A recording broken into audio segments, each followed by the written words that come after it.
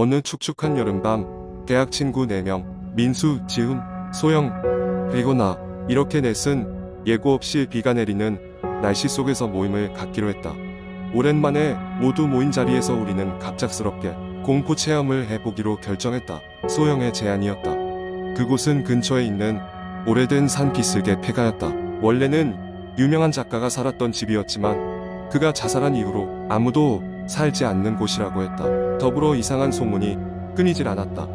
근처 주민들은 밤마다 그 집에서 기괴한 소리가 들려온다고 했고, 종종 그곳을 지나다니던 사람들은 장작 타는 냄새가 난다고 증언했다.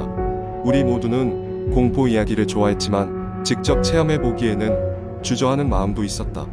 하지만 결국 호기심이 이성을 이겼고, 우리는 호기심 반 두려움 반의 마음으로 그 집을 향했다. 주변은 깜깜했고 비는 여전히 소리 없이 내리고 있었다.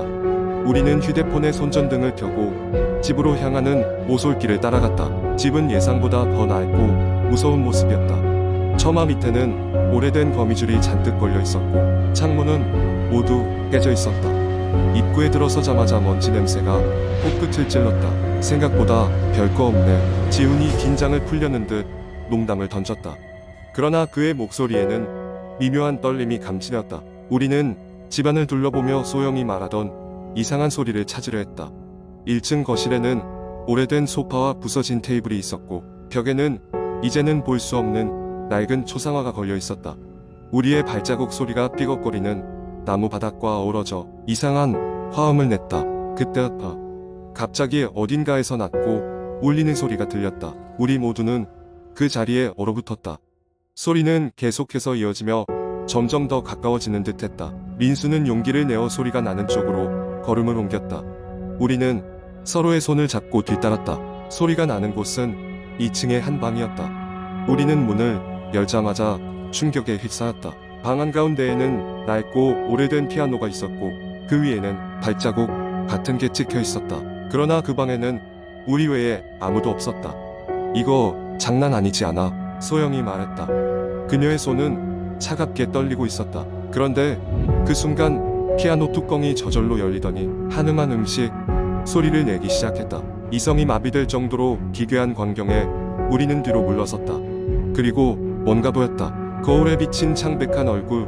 그러나 뒤를 돌아보았을 때는 아무도 없었다. 이제는 정말로 이 집에서 나가야 한다는 생각이 들었다. 우리는 급히 집을 빠져나왔다. 집 밖으로 나오니 비가 그친 듯했다. 그러나 이내 또 다른 소리가 들려왔다. 이번에는 산 쪽에서 들려오는 울음소리와 같은 것이었다.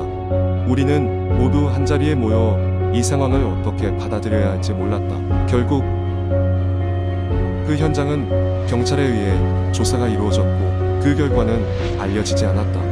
그러나 그 후로 우리는 다시는 그곳에 가지 않았다. 그리고 시간이 지나면서 친구들과도 점차 연락이 끊기게 되었다. 그날 이후로 나는 그 집에 대한 이야기를 들을 때마다 아직도 심장이 멎는 것 같았다. 여름이 되면 나는 그날 밤이 떠오르곤 한다. 아직도 그 피아노 소리와 거울에 비친 얼굴이 머릿속에 남아있다. 그리고 지금도 가끔씩은 누군가 내 이름을 부르는 듯한 착각에 사로잡힌다.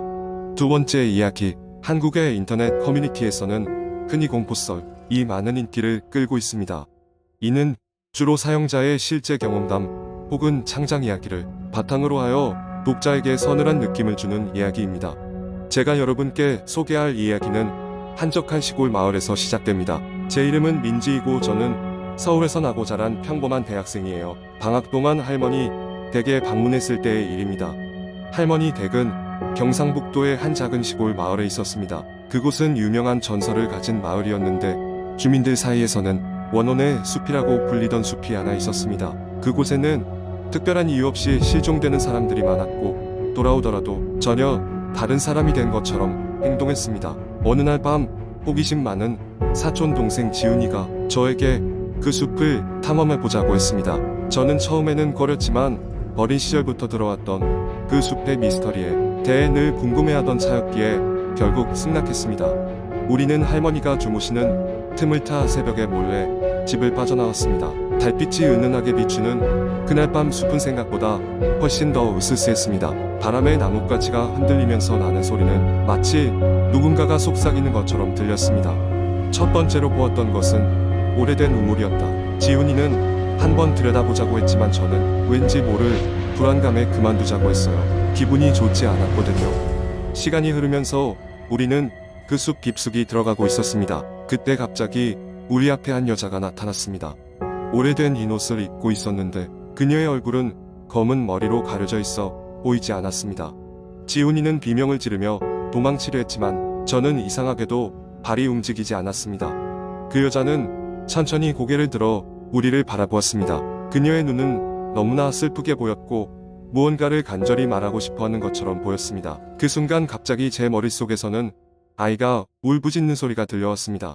마치 제 머릿속 깊은 곳에서 울려 퍼지는 것처럼 말입니다. 이게 뭔가 잘못됐다는 걸 직감적으로 알았고 저는 지훈이의 손을 붙잡고 온 힘을 다해 숲 밖으로 뛰쳐나왔습니다. 우리가 숲을 벗어났을 때 지훈이는 정신이 하나도 없었고 저는 숨이 가빠웠습니다. 그 일 이후로 저는 다시는 그 숲 근처에 가지 않았습니다. 할머니께 그날 밤의 이야기를 털어놓았을 때 할머니는 그 여자가 전설 속의 인물이라고 설명해 주셨습니다. 전설에 따르면 그 여자는 오랜 세월 전 그 숲에서 실종되어 끝내 돌아오지 못한 여자의 영혼이라고 했습니다. 할머니는 그 여자에게 어떤 사연이 있을지 모른다며 그녀의 영혼이 편히 쉬길 기도하자고 했습니다. 그때부터 저는 그 숲을 단순히 공포의 대상으로 보지 않고 그 안에 담긴 슬픔과 미스터리를 이해하려 노력하게 되었습니다. 이 이야기는 단순한 공포를 넘어선 미해결된 사연과 그로 인한 영혼의 방황을 담고 있습니다. 여전히 그 마을을 방문할 때면 그 숲을 멀리서 바라보곤 하면서 그날 밤의 일이 잊히지 않습니다. 시간이 흘러도 여전히 그 숲에 대한 이야기는 계속 전해지고 있으며 저와 지훈이에게는 강렬한 기억으로 남아 있습니다. 끝으로 여러분이 만약 그 숲 근처를 지나게 된다면 잠시 발걸음을 멈추고 그곳에서 들리는 소리에 귀 기울여 보세요. 어쩌면 그 여자의 이야기와 슬픔을 느낄 수 있을지도 모릅니다. 세 번째 이야기. 한국 인터넷에는 많은 공포 이야기가 돌아다니고 있는데 그중 하나를 길게 풀어보겠습니다. 이 이야기는 한적한 시골 마을에서 일어난 미스터리한 사건에 관한 것입니다. 서울에서 멀리 떨어진 산속에 위치한 작은 마을 이름조차 거의 잊혀진 그곳은 사람들과 동떨어져 있어 조용한 나날을 보내고 있었다. 마을은 고작 50명 남짓한 주민들이 전부였으며 그들의 주된 생계는 농사와 약간의 관광업이 전부였다. 하지만 어느 날부터인가 이 평화롭던 마을에 이상한 일들이 벌어지기 시작했다. 처음 이상한 낌새를 눈치챈 것은 마을 초입에 위치한 작은 잡화점을 운영하던 노부부였다. 어느 날 밤 늦게까지 가게 뒷정리를 하던 할머니가 어두운 창밖을 바라보던 중 이상한 그림자를 발견했다. 그것은 분명 사람이었으나 움직임이 대단히 불안정하고 사람답지 않았다. 처음에는 그냥 술에 취한 마을 주민이라고 생각하고 대수롭지 않게 여겼다. 하지만 그 다음날 아침 마을 입구 근처에서 한 남자의 시체가 발견되었다. 시체는 마치 극도의 공포에 질린 듯한 얼굴로 굳어 있었고 그의 주변에는 이상한 기호들과 함께 검은 흙이 뿌려져 있었다. 이러한 사건은 마을에 소문이 퍼지면서 점점 더 많은 주민들이 밤중에 이상한 그림자를 보았다고 증언하기 시작했다. 시간이 지나면서 두 번째, 세 번째 시체가 비슷한 방식으로 발견되었고 똑같이 공포에 질린 얼굴과 함께 이상한 기호가 새겨져 있었다. 마을 사람들은 불안에 휩싸였다. 더욱이나 이 기호는 고대의 주술에 사용되는 것으로 보였다. 그러나 이유를 알 수 없었다. 마을 회의에서는 이를 조사하기 위해 도시에서 경찰을 부르자는 의견이 나왔지만 정작 도시의 경찰들은 이 사건을 별로 중대하게 여기지 않았다. 그 무렵 서울에서 휴가 차 마을을 방문한 젊은 작가지망생인 민수는 이 사건에 관심을 받게 되었다. 그는 마을 회의에 참석해 이 기이한 현상에 대해 듣고 자신이 가진 귀중한 시간과 정력을 이 수수께끼를 푸는 것에 바치겠다고 했다. 주민들은 그를 믿고 도움을 요청했다. 민수는 먼저 마을 어르신들을 찾아가 과거 이곳에서 일어난 사건에 대해 조사했다. 어르신 중 한 명은 오래전 마을 가까운 산속에 혼잔전 주술사가 있었다고 했다. 그녀는 원래 마을의 일원이었지만 사람들과 자주 다투다가 어느 날부터 그녀의 집에서 의식을 행하고 기이한 행동을 보이며 마을을 저주하겠다고 선언한 후로 마을을 떠났다. 민수는 마을 뒷산을 직접 찾아갔다. 거기서 발견한 것은 오래된 오두막과 그 안에 그려진 이상한 그림자들, 그리고 마을 사람들이 보았다는 기호와 같은 모양의 문양이었다. 그의 뒤에서 누군가의 기척이 느껴져 돌아보았지만 아무도 없었다. 그러나 문득 목덜미를 스치는 냉기에 모든 게 실제임을 깨달았다. 이후 민수는 마을로 돌아와 마을 사람들에게 이 사실을 알렸다. 주민들은 오두막으로 몰려가 그곳을 불태울 것을 결심했다. 한밤중 마을 사람들은 횃불과 장비를 챙겨 오두막을 불태웠다.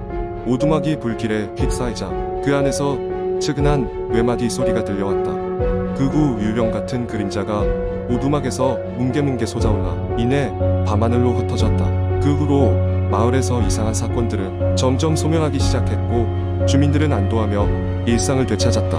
민수는 이 사건을 바탕으로 소설을 지필에 출간했으며 이로 인해 유명 작가가 되었지만 그는 이 얘기의 진짜 결말을 알고 있었다. 그는 인생에 있어 결코 잊을 수 없는 경험을 했고 또한 인간이 알 수 없는 영역의 신비함에 대해 한층 더 깊이 고민하게 되었다. 그리고 지금도 경고하듯 끊임없이 속삭이는 반바람의 소리 속에서 그가 경험한 일들은 우려내듯 속삭이고 있다. 마을에 평화가 찾아왔지만 아무도 진실을 알고 있지 못했던 것이다.